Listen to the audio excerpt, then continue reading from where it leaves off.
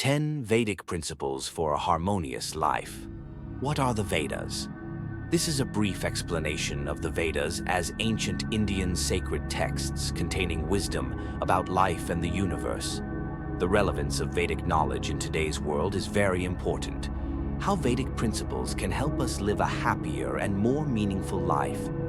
The Vedas are the oldest sacred texts of mankind, containing wisdom accumulated over thousands of years.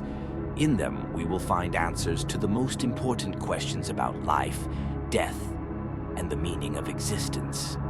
In this video, we will look at 10 Vedic principles that will help you live more consciously, happily, and harmoniously.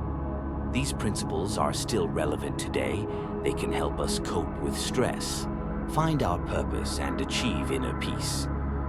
Let's look at the first principle, Dharma. Dharma. Find your true purpose. What is Dharma?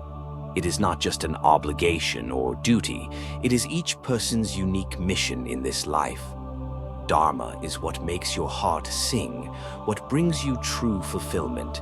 It is like an arrow pointing to the sky, striving towards its goal. The Vedas say that every person is born with a certain Dharma. It is determined by our karma, our past actions, and our present situation. But how do you find your Dharma? Self-knowledge, self-travel, meditation, yoga are all tools to better understand oneself and one's desires. Service to others. Dharma is often about service to the community. Find something that brings you joy while helping others. Pursuing your talents. Develop your innate abilities to realize your potential. Keep a gratitude journal. Try new things. Meditate every day. Let's look at the second principle, karma. Karma. Sowing the seed, reaping the harvest. Karma is a fundamental law of the universe that every action we take generates a corresponding consequence.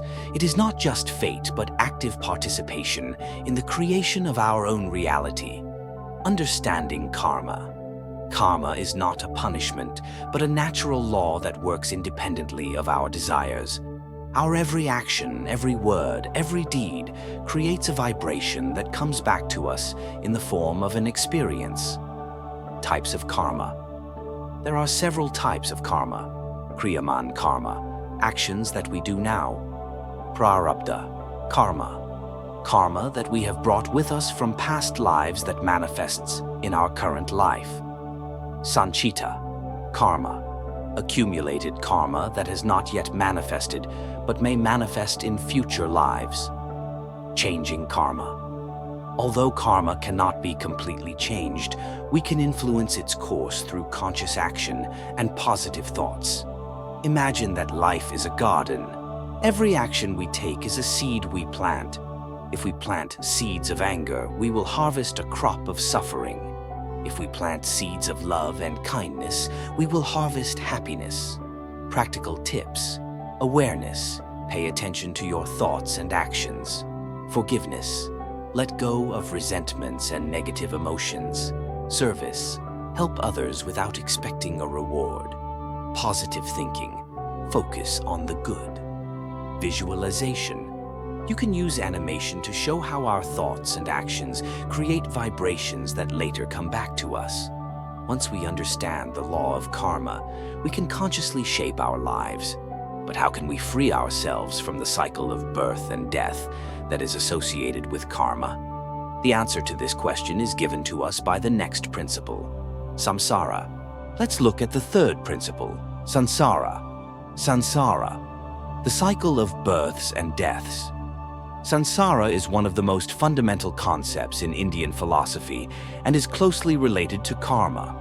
Sansara is a Sanskrit word meaning wandering or wandering.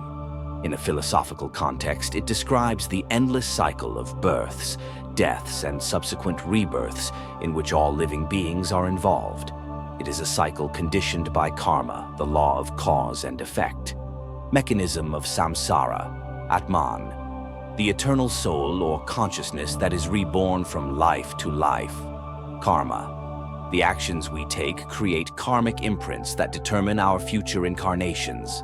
Sansara, the cycle in which the Atman, bound by karma, moves from one body to another in an effort to achieve liberation.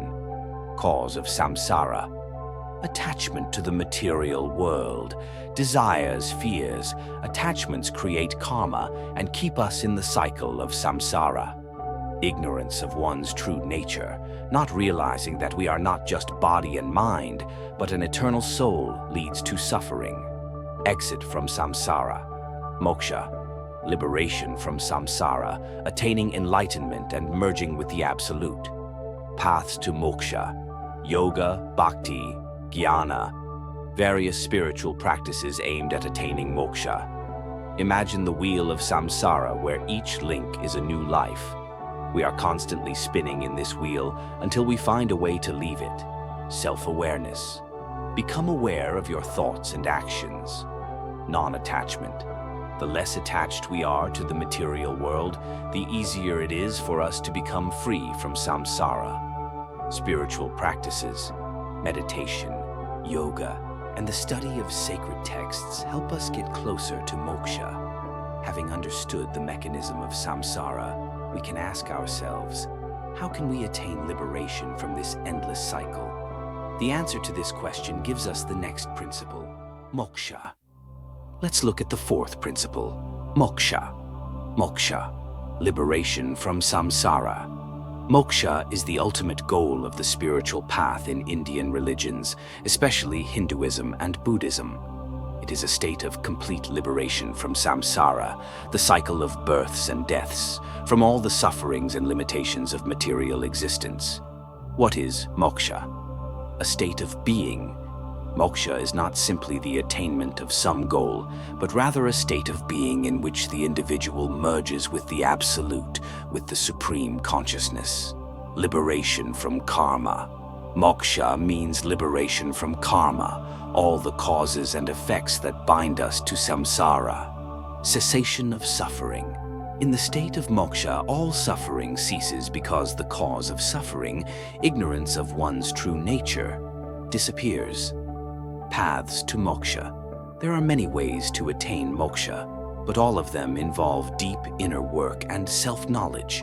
Here are some of them.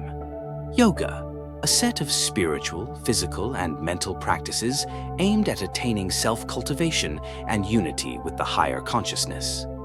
Bhakti: the path of devoted service to God. Jnana: the path of knowledge based on intellectual understanding of truth. Karma Yoga: the path of selfless service. Raja Yoga: the royal path of yoga, which includes various techniques of meditation and self-control. What happens when moksha is attained? Merging with the Absolute. Individual consciousness merges with universal consciousness, achieving a state of unity and perfection. Liberation from the fear of death. The fear of death disappears as one realizes the eternity and immutability of one's true nature. Infinite bliss. A state of infinite bliss and peace is attained. Now let us move on to the practical aspects. Although moksha may seem like a distant and unattainable goal, everyone can begin the journey towards it. It is important to remember that the spiritual path is a personal and individual process. Here are some practical tips. Meditation. Regular meditation practice helps to calm the mind and deepen the connection with the inner self. Self-reflection. Examine your thoughts, emotions, and beliefs. Service to others. Helping others brings us closer to realizing the oneness of all beings. Study of sacred texts. The Vedas, Upanishads, Bhagavad Gita are rich sources of wisdom that can guide you on the spiritual path. Visualization. You can visualize moksha as an ocean of boundless consciousness into which an individual drop merges, or as a return home to the source of all things. Having understood what moksha is and how to achieve it, we can move on to the next principle, Atman. Let's look at the fifth principle, Atman. Atman is the eternal soul that resides within each of us. Atman is a central concept in Indian philosophy, especially in Vedanta. It is the eternal, unchanging essence that is the core of every being. Atman is often translated as soul, self, or self. What is Atman? Eternal and unchanging essence. Atman is neither born nor dies. It is eternal and unchanging. Inner witness. The Atman is the inner witness to all our experiences, thoughts, and emotions. Oneness with all things. The Atman is part of Brahman, the absolute reality, and therefore all Atman is ultimately one. Atman and Brahman. Brahman. It is the absolute reality, the all-embracing consciousness from which everything has arisen, and to which everything will return. Atman and Brahman. In Vedanta, it is asserted that Atman and Brahman are identical. This means that the individual soul, Atman in its true nature, is inseparable from the absolute reality, Brahman. The path to realization of Atman. Self-knowledge. The way to realize Atman is through deep self-knowledge, meditation, and study of sacred texts. Discarding illusions. One must discard all illusions about one's identity related to the body, mind, and emotions. Realization of oneness.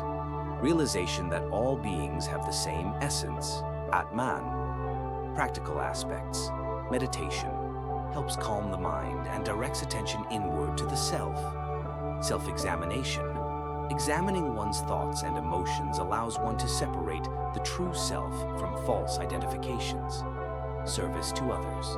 Helping others brings us closer to the realization of the oneness of all beings. Visualization. The Atman can be visualized as the radiant core within us that is the source of our consciousness and energy. Having realized that the Atman is our true essence, we can move on to the next principle, the Gunas. The Gunas are the three basic qualities of material nature that affect our perception and behavior. Let's look at the sixth principle, Gunas. The Gunas are the three basic energies or qualities that manifest in the material world and affect all things, including human beings. These three Gunas, Sattva, Rajas, and Tamas, are constantly interacting and mixing in various proportions to create the various manifestations of the material world. Sattva, the guna of purity, harmony, knowledge, and goodness. It manifests in clarity of mind, tranquility, contentment, and the pursuit of spiritual development. Rajas, the guna of activity, passion, and lust for action. It manifests itself in ambition, vigor, competition, and desire for pleasure. Tamas, the guna of inertia, laziness, ignorance, and darkness. It manifests itself in apathy, attachments, fears, and tendency towards materialism. Influence of the Huns on a person. Personality type. The predominance of one of the gunas determines a person's personality type. For example, sattva-dominant people tend to meditate and seek spiritually, while rajas-dominant people tend to be active and goal-oriented. Emotions and thoughts. The gunas affect our emotions and thoughts. Sattva gives mental clarity and positive emotions. Rajas gives agitation and restlessness, and tamas gives apathy and negative thoughts. Actions. The gunas determine our actions. Sattva prompts noble actions, Rajas, to active actions aimed at achieving personal goals, and Tamas, to laziness and inactivity. Purpose of spiritual development. The goal of spiritual development is to achieve a balance of the gunas, reducing the influence of Rajas and Tamas, and strengthening Sattva. This allows one to purify the mind and come closer to the realization of one's true nature. Atman. Practical aspects. Self-analysis. Try to determine which of the gunas is predominant in your life. Balance. Strive for balance of all three gunas. Practices to develop sattva. Meditation, yoga, reading spiritual literature. Visualization. You can visualize the gunas as three threads that intertwine within us. The goal is to strengthen the sattva thread and weaken the rajas and tamas threads. Once we understand how the gunas affect our lives, we can move on to the next principle, yoga. Yoga is not only physical exercise, but a whole system of spiritual development aimed at achieving unity with the higher consciousness. Let's look at the seventh principle, yoga. Yoga, the path to unity with higher consciousness. Yoga is not just a set of physical exercises, but an ancient Indian philosophy aimed at achieving harmony between body, mind, and spirit. The word yoga means connection or union. The goal of yoga is to unite individual consciousness with universal consciousness, or Brahman. The main aspects of yoga are asanas, physical exercises to strengthen the body, improve flexibility and balance. Asanas also help to calm the mind and prepare it for meditation. Pranayama, breathing exercises that allow you to control your breath and vital energy. Prana. Pratyahara, distracting the senses from external objects and concentrating on internal sensations. Dhyana, meditation to calm the mind and achieve a deep state of relaxation. Samadhi, a state of deep concentration and oneness with higher consciousness. Types of yoga. There are many different types of yoga, each emphasizing certain aspects of the practice. Some of the best-known types of yoga are Hatha Yoga, the classical form of yoga that includes asana, pranayama, and cleansing practices. Raja Yoga, the royal path of yoga as described in Patanjali's Yoga Sutras.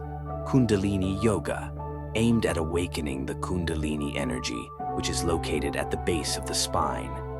Bhakti Yoga, the path of devoted service to God. Jnana Yoga, the path of knowledge and intellectual understanding. Yoga and spiritual development. Yoga helps a person to improve physical health. Regular practice of yoga strengthens muscles, improves flexibility, and boosts immunity. Calm the mind. Meditation and breathing exercises help reduce stress and anxiety. Develop self-awareness. Yoga helps you understand yourself and your emotions better. Achieve spiritual enlightenment. By gradually practicing yoga, one can reach a deep state of consciousness and unite with the higher consciousness. Yoga as a way of life. Yoga is not just a set of exercises, it is a lifestyle that includes proper nutrition. Yoga recommends a vegetarian diet, food moderation, and mindful eating. Positive thinking. Yoga teaches us to cultivate positive thoughts and emotions. Service to others. Yoga emphasizes the importance of selflessly helping others. Visualization. We can think of yoga as a ladder leading upward to spiritual enlightenment. Each step on this ladder is a new step in the development of consciousness. Having realized that yoga is not just a physical exercise but a path to spiritual development, we can move on to the next principle. Let's look at the eighth principle, Guru.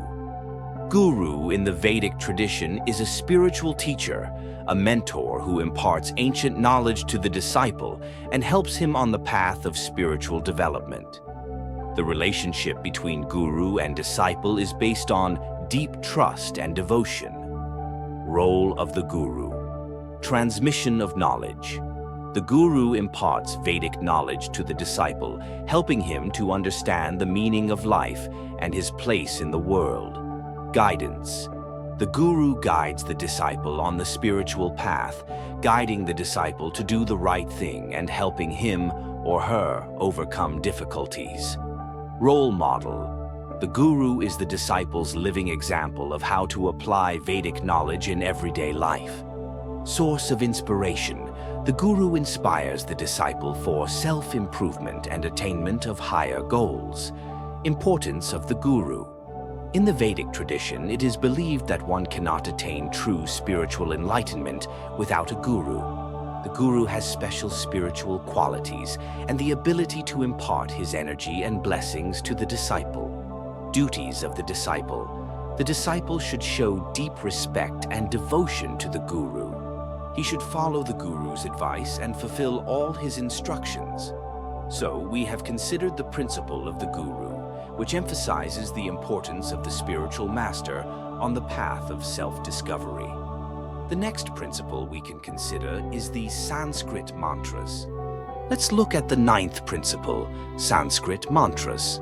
Sanskrit Mantras, the power of sound and their effect on consciousness. Mantras are sacred sound vibrations in Sanskrit that have deep spiritual significance. It is believed that the correct pronunciation of mantras can have a powerful effect on a person's mind, body, and soul. Power of sound. Sound in the Vedic tradition is regarded as one of the basic creative forces. Mantras are designed to harmonize the vibrations of our body and mind and connect us to higher powers. Meaning of mantras. Each mantra has its own unique meaning and is recited for a specific purpose.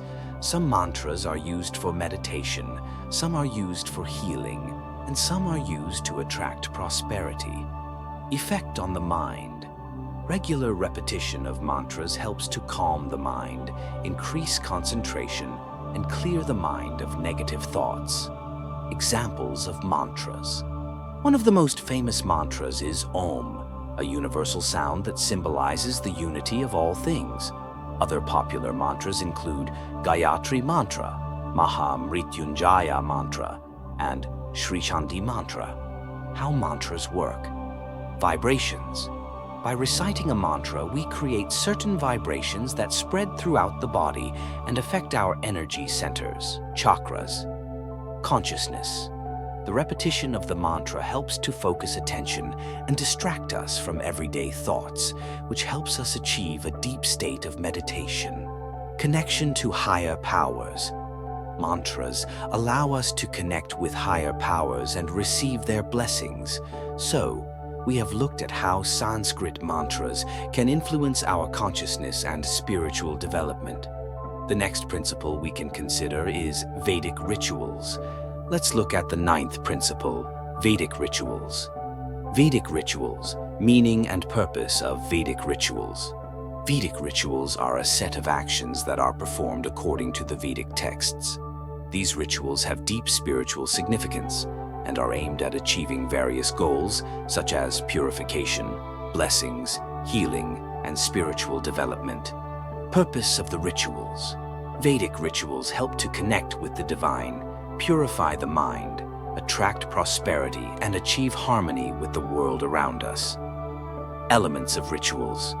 Vedic rituals include mantra, recitation, sacrifices, meditation, yoga, and other practices. Importance of rituals. Rituals help to create a sacred space and attune to a certain vibration, which helps to achieve the desired result. Types of rituals. There are many different Vedic rituals, each with its own characteristics and designed for specific purposes. Why Vedic rituals are important. Connecting with tradition. By performing Vedic rituals, we connect with the ancient tradition and heritage of our ancestors. Spiritual development. Rituals help us develop spiritual qualities such as devotion, humility, and patience. Harmony with nature. Vedic rituals are based on a deep understanding of the cycles of nature and the relationship between humans and the cosmos. Vedic principles offer us a deep and multifaceted philosophy of life. By studying them, we can gain not only knowledge, but also practical tools for self-development and spiritual growth. The path of spiritual search is different for everyone, and Vedic teachings can be a reliable compass on this journey. We invite you to continue your exploration and discover new facets of Vedic wisdom with us.